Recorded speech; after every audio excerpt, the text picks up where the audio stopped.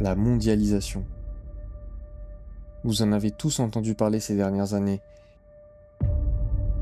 notamment avec la Chine, devenue aujourd'hui le plus gros producteur industriel au monde. Mais aujourd'hui, j'ai décidé de voir ce que ça donne quand on applique la mondialisation à une Golf 7R. Parce que cette Golf, elle a un petit problème.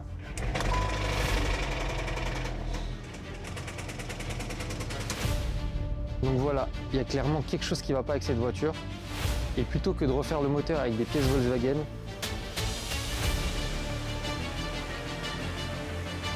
j'ai décidé de tout commander en Chine.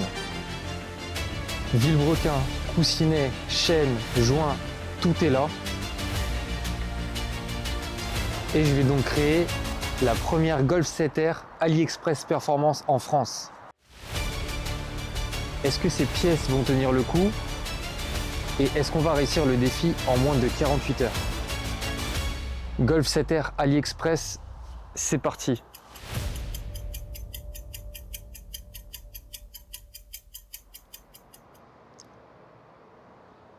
On est mercredi 12 août, il est 9h50.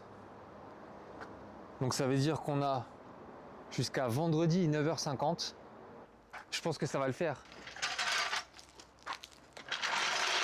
Un bon petit Kinder pour bien commencer.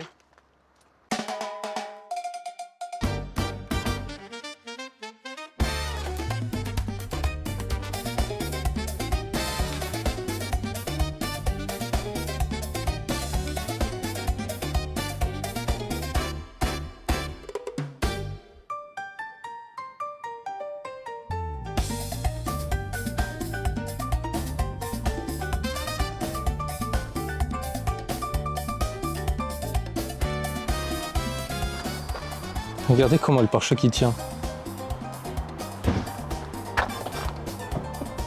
C'est une dinguerie. Golf 7R AliExpress, elle est déjà dans le thème un peu, hein.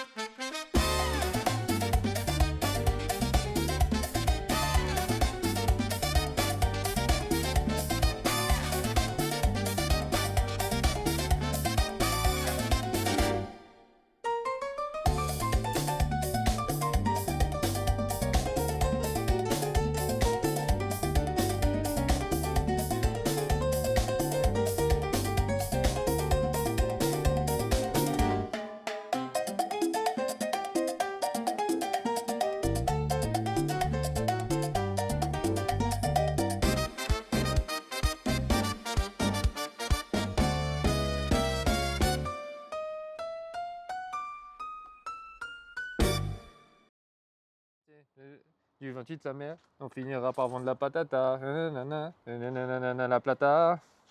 Ah ouais, Shoot, tu vas me dire, et sa qualité. Machallah. C'est quoi ces plantes de fou? C'est quoi ces mains surtout? Eh, il est 7h du matin, regarde tes mains. C'est-à-dire il a travaillé ça. Bon, du coup, hier, on a été bloqué par la douille. Elle est où la douille? Elle est là, sur le pétard. Voilà, pour tous ceux qui veulent enlever un cardan sur Golf 7R, il faut une douille de 24-12 points comme ça, que nous, on n'avait pas. Quelqu'un nous a prêté. Donc là, maintenant, on a pu enlever le cardan. Tu l'as emprunté à quelqu'un? Ouais, nickel.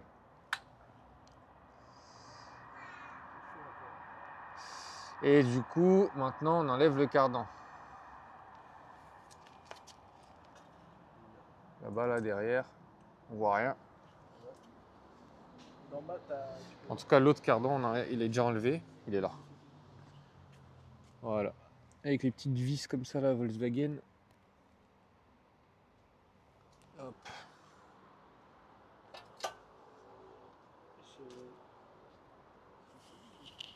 Tu utilises quoi pour tes cheveux, Ryan? C'est quoi tes petits soins capillaires, là? Je vois tes boucles, elles sont bien définies. Tu utilises quelle gamme de produits? Ultra Douce Garnier. Ah ouais. Tu disais quoi? Il y a le. Tu peux me passer du sapin? Est-ce qu'il doit être? Tu veux quoi? Le sapin. Le noir?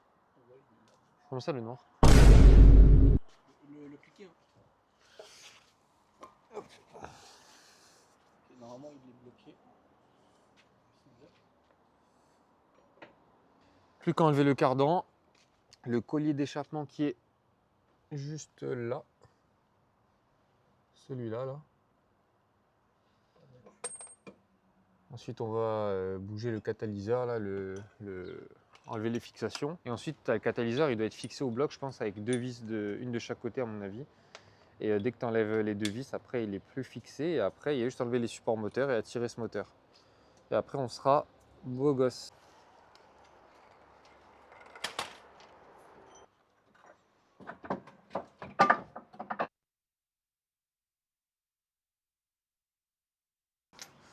Donc là, du coup, changement de plan. Là, Ryan, il est en train de nous enlever la petite vis de boîte. L'avant-dernière.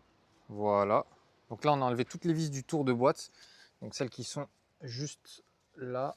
Là, vous en avez une ici, une là. Donc celle-là, c'est celle qu'on laisse parce qu'il faut en laisser une pour tenir quand même. Il y en a 2 en haut, il y en a d'autres en bas. On les a toutes enlevées. On a juste laissé celle-là. Parce que ce qu'on va faire, donc on a vu que c'était la méthode la plus simple. Donc du coup, ce que j'avais oublié, c'est que c'est une Golf 7R. Golf 7R, c'est 4 roues motrices. Même si c'est un faux 4 roues motrices, mais il y a quand même un arbre de transmission à l'arrière. Donc là, ça veut dire que pour enlever l'ensemble boîte moteur, il faut enlever l'arbre. L'arbre, pour l'enlever, il faut enlever le berceau. Donc c'est ce qu'on avait commencé à faire. Et puis après, on s'est dit peut-être qu'il y a un moyen plus simple. Et on a vu que c'est potentiellement faisable en retirant le moteur sur le côté et en l'avançant, comme sur les PureTech. J'aurais pas pensé parce qu'il est quand même plus large le moteur, mais j'ai vu un gars le faire, donc c'est ce qu'on va faire. Il reste juste à enlever, donc ça c'est le bocal de lave-glace. Ensuite on enlèvera le support moteur de ce côté. On mettra le moteur sur la chèvre, on le lèvera et puis on pourra le sortir. Voilà. C'est parti hein.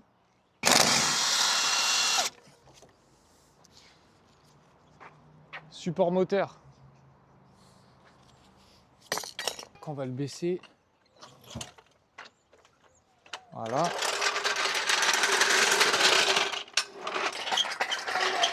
Attends.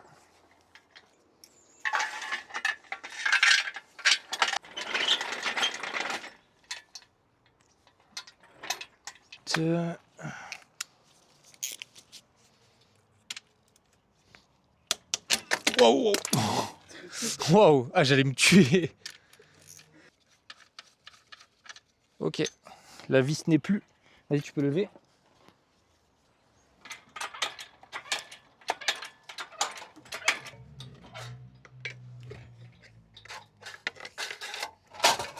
Et voilà.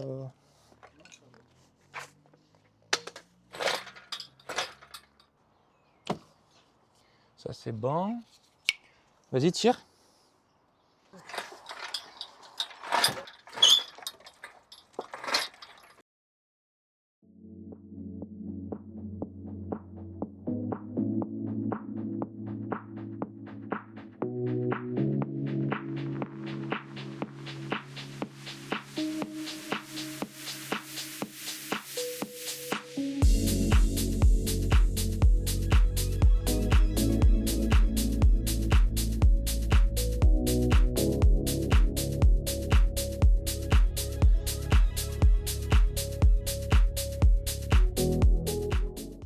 Ça y est, le moteur est sur son support. Donc là, on va pouvoir s'occuper de tout ça. Donc pour recontextualiser, rappelez-vous le début de vidéo, la voiture claque. Pour moi, je suis sûr à 98% que c'est les coussinets de bielle. C'est les coussinets de bielle qui sont plus bons. Et je pense que le vilebrequin est touché aussi. J'ai déjà tout prévu en amont si c'est ça. Avant de m'attaquer au vilebrequin, je dois m'assurer qu'à l'intérieur des chambres de combustion, tout est OK. Les pistons, les cylindres, les soupapes. Et pour ça, j'ai une solution qui est très pratique, c'est la caméra endoscopique. Et aujourd'hui, j'ai un modèle qui m'a été envoyé par la marque Vevor, qui est une marque avec qui je travaille depuis un certain moment. C'est notamment chez eux que j'ai acheté ma chèvre d'atelier, en tout cas la partie hydraulique. Et grâce à cette nouvelle caméra qu'ils m'ont envoyée, je vais pouvoir contrôler à l'intérieur des cylindres. Il y a une LED qui permet d'éclairer à l'intérieur des puits de bougie. Et vous avez l'écran qui est intégré avec une très bonne qualité. Moi avant j'utilisais un modèle basique de chez Amazon. Sauf que là vraiment avec la caméra orientable et la qualité, j'ai beaucoup plus de facilité à faire ce genre de contrôle. Et donc je vous la recommande. Je vous mets le lien en description si vous voulez le récupérer ou acheter d'autres pièces chez eux. Et vous avez un petit code promo qui s'affiche avec une réduction de 5% sur tout le site. Maintenant, on s'attaque au moteur. Et là, la première étape, c'est de dégager tout ce qu'il y a au-dessus du moteur et pouvoir contrôler si les arbres à cam et les paliers d'arbres à cam sont en bon état.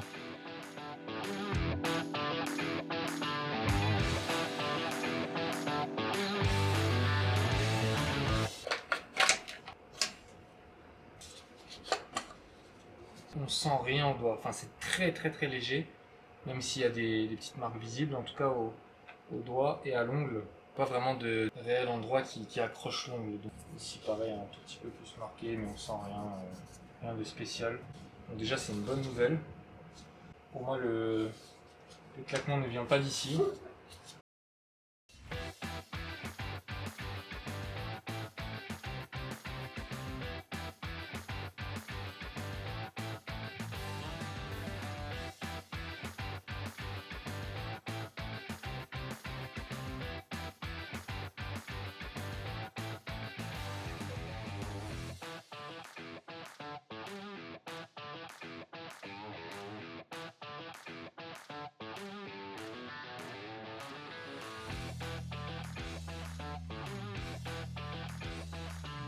On a de la chance, tout est nickel, on peut passer à la suite.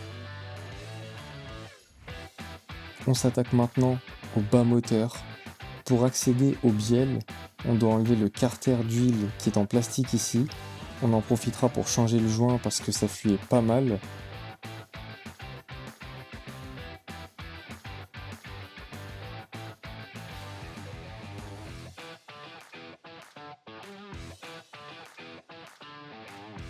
Une fois qu'on a enlevé le carter d'huile, on a accès au demi-carter avec la pompe à huile. Évidemment, la pompe à huile est attachée à la chaîne de distribution, donc il faut enlever la chaîne pour pouvoir extraire la pompe à huile, et ensuite on pourra enlever le demi-carter d'huile.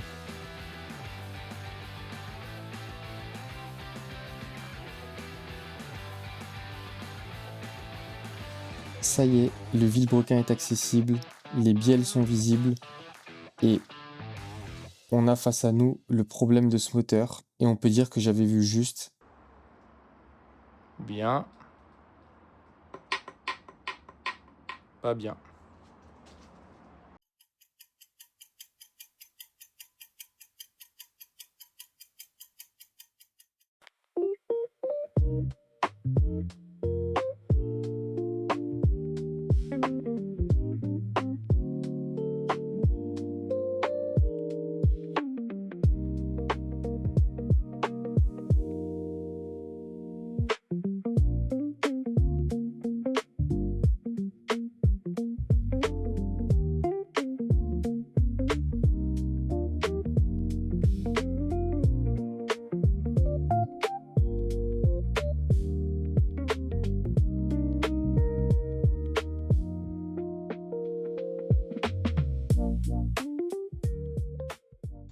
Bon du coup, voilà les pièces, vous les avez vues, les pièces qui viennent de Chine.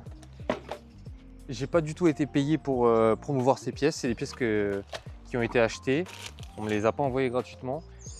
Et donc j'ai pris les deux marques que vous avez vues, donc Racerly et Max Speeding Rods. Alors on va commencer par Max Speeding Rods. Donc ça, c'est classique, je suis pas le premier à en parler sur YouTube. Donc ça c'est le vilebrequin qui vient de chez Max Speeding Rods. On sait que c'est de la bonne qualité. Donc on est sur une société qui vient de Chine, je crois que c'est Hong Kong précisément. Après leurs usines elles doivent être en Chine, enfin je sais pas trop comment ça fonctionne, mais en tout cas je sais que c'est pas européen. Donc dans le kit il y a aussi les coussinets de bielle et les coussinets de vilebrequin. Donc voilà, ça c'est des pièces qu'on retrouve un peu partout. Donc ça rien à dire de plus. Le prix est très bas par rapport à ce qu'on trouve ici. Pour moi c'est de la bonne qualité, c'est celui que j'ai utilisé sur la M135i. Donc ça venait de cette marque-là. Le seul truc qui est un peu relou, c'est qu'à la base, il y a une espèce de pâte un peu jaune qui ressemble à du caramel. Et c'est un peu dur à nettoyer au début, mais bon, c'est pour protéger, pour pas qu'il y ait de la rouille pendant le stockage. Et là, ici, on a la vraie surprise. Donc c'est la marque Racerly. Quand on tape quand on cherche des pièces de moteur sur AliExpress, on tombe souvent sur cette marque-là, donc j'ai voulu tester. Donc là, c'est tout un kit de réfection moteur qui était vendu ensemble. J'ai pas pris chaque carton à part, donc tout était inclus dans le kit. Je vous dirai le prix de toutes ces pièces à la fin de la vidéo et on fera le comparatif avec les pièces européennes. Donc là, on peut voir ça, c'est des soupapes. Regardez quand même, franchement, c'est incroyable. Regardez déjà le packaging et puis les pièces, elles ont l'air de super bonne qualité, quoi. Franchement, donc c'est pas des pièces que j'ai déjà utilisées, je connais pas la qualité. Mais en tout cas, niveau packaging, ça a l'air incroyable.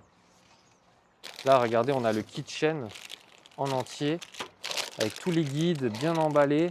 Bon, c'est pas très écologique, mais c'est pas ce qu'on recherche là. Voilà, tout est nickel. Il y a tous les tendeurs. Regardez, ça, c'est le tendeur principal avec le nom de leur marque. Donc franchement, ça a vraiment l'air d'être de la bonne cam. J'ai hâte de tester ça et voir si ça tient sur la durée. Et là, vous voyez, le kit chaîne, il est vraiment complet, hein. Ça coûte très cher, un kit chaîne complet comme ça, là, ici, sur Autodoc ou sur les sites en France, ça coûte vraiment cher. Et là, pour moi, donc ça, c'est toujours dans le même kit. J'étais vraiment très étonné et agréablement surpris. Regardez, donc ça, c'est tout ce qui est joint. Donc là, vous voyez, il y a le joint de culasse, joint d'échappement, il y a plein de joints dans tous les sens. Regardez, joint Speed Villebrequin. Il y a tout ce qu'il faut niveau joint. Vous avez une liste qui est fournie avec les références L-Ring de base. Donc si je comprends bien, c'est ces deux références-là, ça va être des pochettes de joints. Donc vous avez les deux références. Et là, vous avez tous les numéros de série, toutes les références d'usine des joints avec ce à quoi ça correspond. C'est incroyable. Moi, j'ai jamais eu une feuille comme ça, enfin un truc aussi bien. Et là, c'est là où j'ai vraiment été... je me suis dit, waouh, c'est ça là. Toutes les pochettes, elles ont le petit schéma et la référence avec la flèche de l'endroit où se trouve ce joint-là. C'est un truc de fou. Et surtout, partout où vous avez, tout est indiqué. Ça, franchement, j'ai jamais vu ça en achetant en Europe, hein. Donc franchement, la Chine, c'est au-dessus, quoi. En tout cas, au niveau emballage, packaging, service client, c'est top. Là, je suis très content déjà de ce que je vois. Je ne sais pas si c'est fiable, mais en tout cas, si tout ça, c'est fiable, c'est incroyable et ça va donner envie d'y retourner, quoi. Je ferai un comparatif en fin de vidéo du prix de toutes ces pièces-là, donc achetées en Chine, et du prix que ça aurait coûté si on les avait achetées sur des sites en France comme Autodoc, Oscaro, etc. Voilà, maintenant il n'y a plus qu'à prendre tout ça et mettre ça sur le moteur et ensuite remettre le moteur dans la voiture et la démarrer et on va voir ce que ça donne. Sauf qu'il y a un petit problème. Quand j'ai installé le nouveau Villebrequin, je me suis rendu compte que le moteur ne tournait pas. Donc soit j'ai fait une erreur au remontage, soit ce Villebrequin n'est tout simplement pas le bon. Et si c'est le cas, ça pourrait sérieusement compromettre mon défi des 48 heures. Et je me dis que si on n'achète pas nos pièces en Chine, c'est peut-être parce qu'il y a une bonne raison.